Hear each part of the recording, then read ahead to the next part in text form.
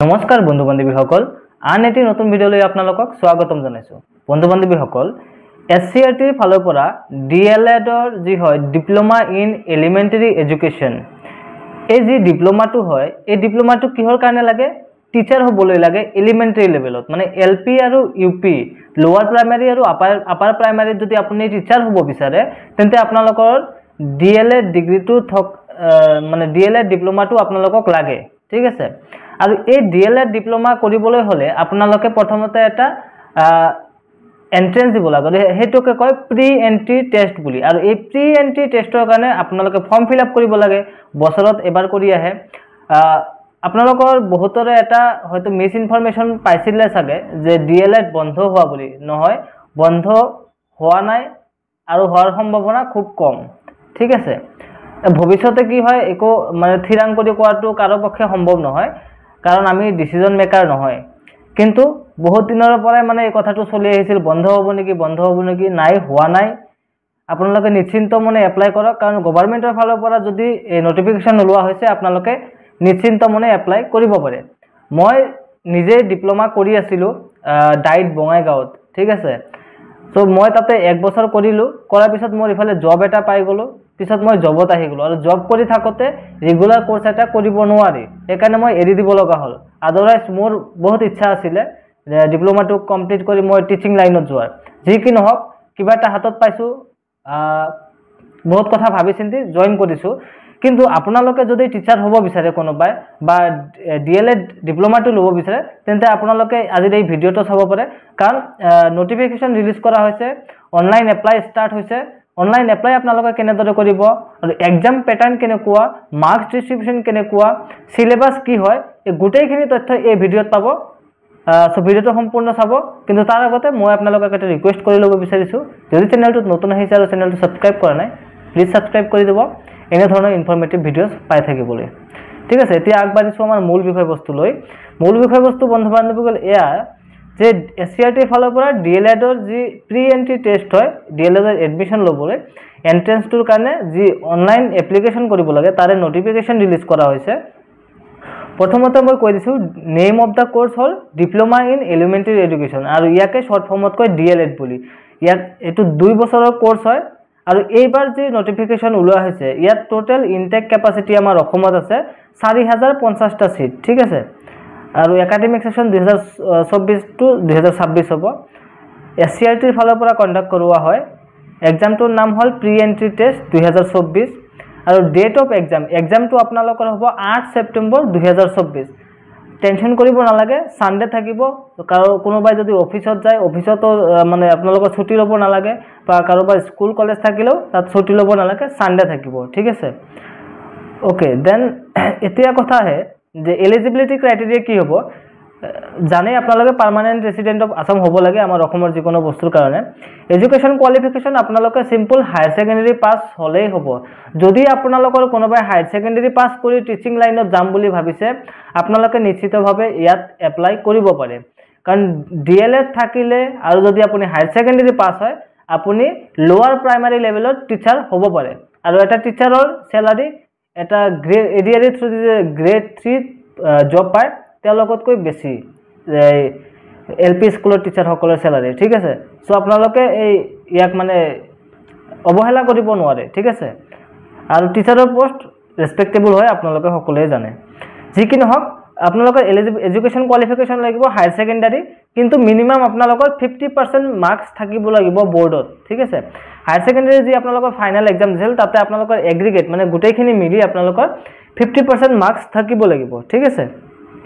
কিন্তু ইয়াৰ কাৰণে SC আৰু STৰ কাৰণে এক্সট্ৰা 5% মানে সেই আছে, আৰু মানে ৰিলেক্সেশ্যন আছে। SC ST কেটেগৰীৰ পৰা বিলং কৰিলে তেওঁলোকৰ যদি 45%ও আছে তেওঁলোকে এপ্লাই কৰিব পাৰে। এতিয়া কথা হয় এজ লিমিট আপোনালোকৰ 34 ইয়াৰ্ছ, 18 পৰা 34 ইয়াৰ্ছলৈকে আপোনালোকে এপ্লাই কৰিব পাৰিব। আৰু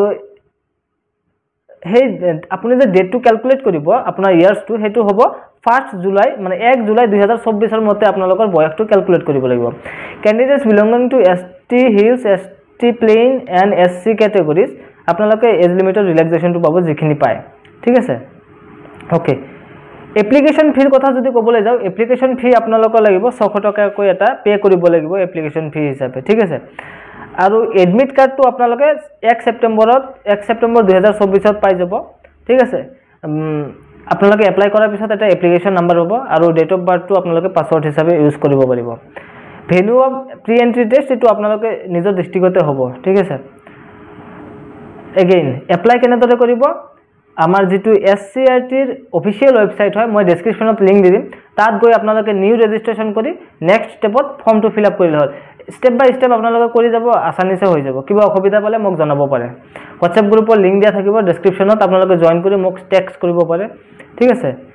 ওকে দেন এতিয়া কথা হে important date starting date of submission of online application হল আপোনালোকৰ 22 জুলাইৰ পৰা অলৰেডি এপ্লিকেশন স্টাৰ্ট হৈ গৈছে আৰু লাষ্ট ডেট হল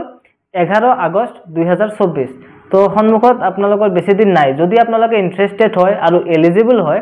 নিশ্চিতভাৱে এপ্লাই কৰক ঠিক আছে আৰু আপোনালোকৰ এক্সামটো হ'ব 8 ছেপ্টেম্বৰত এয়া মই অলৰেডি কৈছো আৰু আপোনালোকৰ ৰিজাল্টটো পাব 23 ছেপ্টেম্বৰ 2024 গুটেখিনি বস্তু স্পেসিফিক্যালি কৈ দিছে সব বেছি সময় নলয় অলপ সময়ৰ ভিতৰত আপোনালোকৰ ৰিজাল্ট এক্সাম দিব ৰিজাল্ট দিব এডমিশন হ'ব দেন আপোনালোকৰ কোৰ্স ষ্টাৰ্ট হৈ যাব ঠিক আছে ওকে মই অফিশিয়াল ওয়েবসাইটৰ লিংকটো ডেসক্ৰিপশনত দি দিম বাৰু এতিয়া মই আপোনালোকক এক্সাম প্যাটাৰ্নৰ বিষয়ে ক'ব বিচাৰিছো তো টোটাল আপোনালোকৰ 100টা কোৱেশ্চন থাকিব এমসিকিউ টাইপ কোৱেশ্চন থাকিব 100 মাৰ্কছৰ পেপাৰ হয় আৰু মানে 0.25 0 মানে 1/4 আপোনালোকৰ নেগেটিভ মাৰ্কিং থাকে ঠিক আছে আৰু ইয়াত এই যেটো পেপাৰ হয় মানে এক্সামটো হয় দুটা সেকশনত ভগোৱা হয় এটা হল সেকশন 1 সেকশন 1ত কি থাকে এবাৰ কৈ দিছো জেনাৰেল ইংলিশ থাকে 10 মাৰ্কছৰ জেনাৰেল নলেজ থাকে 15 মাৰ্কছৰ ৰিজনিং থাকে 10 মাৰ্কছৰ টোটাল আপোনালোকৰ 35 মাৰ্কছ থাকে ঠিক আছে এতিয়া যদি কও যে মানে সিলেবাসটো অলপ থুলমুল কৰি মই কৈ দিছো জেনাৰেল ইংলিশত আপোনালোকৰ থাকিব ভোকেবুলাৰি থাকিব টেন্স থাকিব ভাৰ্বছ থাকিব প্ৰিপজিশন থাকিব আৰু কম্প্ৰিহেনশন থাকিব ভয়েস চেঞ্জ থাকিব নেৰেশন এডভাৰ্ব সিনোনিম এন্টোনিমস ঠিক আছে এই সিনোনিম এন্টোনিমস আপোনালোকৰ ভোকেবুলাৰিত আহি যায় ঠিক আছে জেনাৰেল নলেজৰ পৰা আপোনালোকৰ current এফেয়াৰ্স who is who abbreviations constitution of india এই আৰু বেসিক যিখিনি থাকে আৰু ঠিক আছে স্পোর্টস রিলেটেড আহিব art and culture everyday science world organization geography of India educational commissions and committees new educational initiative educational organizations ঠিক আছে এইবিলাক বস্তু চাব লাগিব history of Assam history of India অলপমান চাব ঠিক আছে আৰ ৰিজনিংৰ বস্তুটো আপোনালোকে জানে এটো বেসিক কেৰো সেকশন 2 যদি কম হয় সাবজেক্ট থাকিব আপোনালোকৰ জেনাৰেল ম্যাথমেটিক্স 15 মাৰ্কছৰ জেনাৰেল সায়েন্স এন্ড ইভিএস মানে এনভায়ৰনমেন্টাল সায়েন্স 15 মাৰ্কছৰ সোশিয়াল সায়েন্স থাকিব আপোনালোকৰ 20 মাৰ্কছৰ ল্যাঙ্গুৱেজ আপুনি যেটো ল্যাঙ্গুৱেজ সিলেক্ট কৰে হেয়া হ'ব পাৰে এছামিজ বাংলা বড়ো মানে ৰিজনাল ল্যাঙ্গুৱেজৰ কথা কোৱা হৈছে এই তিনিটা এটা আপোনালোকে অপ্ট কৰিব লাগিব হেতু থাকিব 15 মাৰ্কছৰ আৰু টোটাল হ'ব আপোনালোকৰ 65 plus 35 মানে section 1 plus section 2 আপোনালোকৰ টোটাল হ'ব 100 আৰু ম্যাক্সিমাম যেটো 100 হয় তাৰ ভিতৰত আপোনালোকে যিমান ভাল স্কোৰ কৰিব পাৰে সিমান আপোনালোকৰ সিলেকশনৰ চান্সেসটো বাঢ়ি যাব এতিয়া মই থুলমুল কৈ ম্যাথমেটিক্সৰ সিলেবাসটো এবাৰ কৈ দিব বিচাৰিছো আপোনালোকে নোট ডাউন কৰি ল'ব পাৰে ম্যাথমেটিক্সৰ numbers natural number whole number odd even prime number composite number place value fundamental operation of number multiples prime factors LCM HCF ascending and descending a basic bostu bilag ahibo fractions ahibo percentage ahibo money concept to ahibo thik ase geometry ahibo angles types of triangles types of quadrilaterals circle e bilag geometry pora thik ase measurement ahibo length area volume perimeter e bilag di thake aro kali porihima e bilage data handling or ahibo representation of data bar diagram aru pie diagram square and square root or pora ahibo concept of square root and solving problems involving square root thik ase ratio and proportion simple algebraic equation thik ase ekhini hol mathematics or syllabus science and environmental science or pora jodi kobole jao natural and social environment factors influencing environment causes of environmental degradation like air pollution water pollution and sound pollution and soil pollution tarpisot apnalokor ahibo biodiversity environmental issues like flood erosion earthquake deforestation population explosion environmental protection যিখিনি NGOs থাকে বা environmental protection ল থাকে সেইবিলাক related বস্তুখিনি চাই ল'ব environmental প্ৰটেকশ্যনৰ আণ্ডাৰত ঠিক আছে different states and characteristics of matter physical and chemical change এইটো চায়েন্স ৰিলেটেড হয় ঠিক আছে মানে আপোনালোকৰ ফিজিক্স আৰু কেমিষ্ট্ৰি ৰিলেটেড হয় কেমিকেল ৰিয়েকশ্যনৰ ওপৰত অলপ চাব মানে ক্লাছ 10 লেভেললৈকে যিখিনি বস্তু আছে সেইখিনি অলপ চাব force energy and motion class 10 লেভেললৈকে চালে হ'ল cell plant and animal cell structure class 10 লেভেললৈকে চালে হ'ব adaptation in plants reproduction in plants এইবিলাক চাব মাইক্ৰ' অৰ্গানিজমছ চাব heat and temperature measurement of temperature তাৰপিছত আহে এচিড বেছ এণ্ড সল্ট তাৰপিছত light and reflection weather and climate respiration in organisms and in plants এইখিনি হ'ল আপোনালোকৰ ছায়েন্স এণ্ড এনভাইৰনমেণ্ট ছায়েন্স ঠিক আছে তাৰপিছত মই ছ'চিয়েল ছায়েন্সৰ বিষয়ে অলপমান কৈ দিছোঁ natural and human resources atmosphere and its different layers freedom movement of India and role of India constitution of India and its importance democracy and its principle rise and fall of Ahom kingdom ancient urban civilisation government state and central মানে গভৰ্ণমেণ্টৰ দুটা সেই part হয় এটা central government state government দুয়োটা বস্তুৱে আপোনালোকে ষ্ট্ৰাকচাৰটো ভাল কৰি চাই ল'ব earth and its structure consumer protection and right role of financial institution in socio' economic development of the society transport and communication agriculture and industrial development India after independence contribution of medieval administrators on socio' economic development in Assam ঠিক আছে এইখিনি basic বস্তু চাব আৰু যিটো regional language আপোনালোকে select কৰিব তাৰে বেছিক বস্তুখিনি চাব পেছেজ আহিব তাৰে অলপমান গ্ৰামাৰ চাই দিব বাকী হৈ যাব ঠিক আছে এইখিনি আছিল আজিৰ ভিডিঅ' যদি আপোনালোকে ভিডিঅ'টো ইউজফুল বুলি ভাবি থাকে এটা লাইক কৰিব আৰু এটা কথা কৈ দিব বিচাৰিছোঁ চাওক মই নিজে DLEDৰ এণ্ট্ৰেঞ্চ দি কোৱালিফাই কৰি মই 1 বছৰ অলৰেডি ডিপ্ল'মাটো কৰিছোঁৱে চ' মোৰ যিখিনি এক্সপিৰিয়েঞ্চ আছে মই আপোনালোকক নিশ্চিতভাৱে হেল্প কৰিব পাৰিম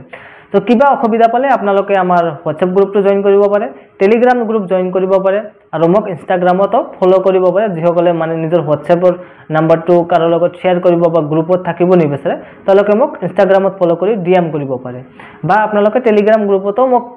জনাব পাৰে গোটেইখিনি বস্তুৰ লিংক ডেছক্ৰিপশ্যনত দিয়া থাকিব আৰু ইয়েছ অফিচিয়েল ৱেবছাইটৰ লিংকটো ডেছক্ৰিপশ্যনত থাকিব আপোনালোকে এপ্লাই কৰিব পাৰে যদি এলিজিবল হয় ঠিক আছে এই আছিল আজিৰ ভিডিঅ' ভাল পালে লাইক কৰিব আৰু যদি নতুন আহিছে প্লিজ ছাবস্ক্ৰাইব কৰিব থেংক ইউ লগ পাম আন এটি নতুন ভিডিঅ'ত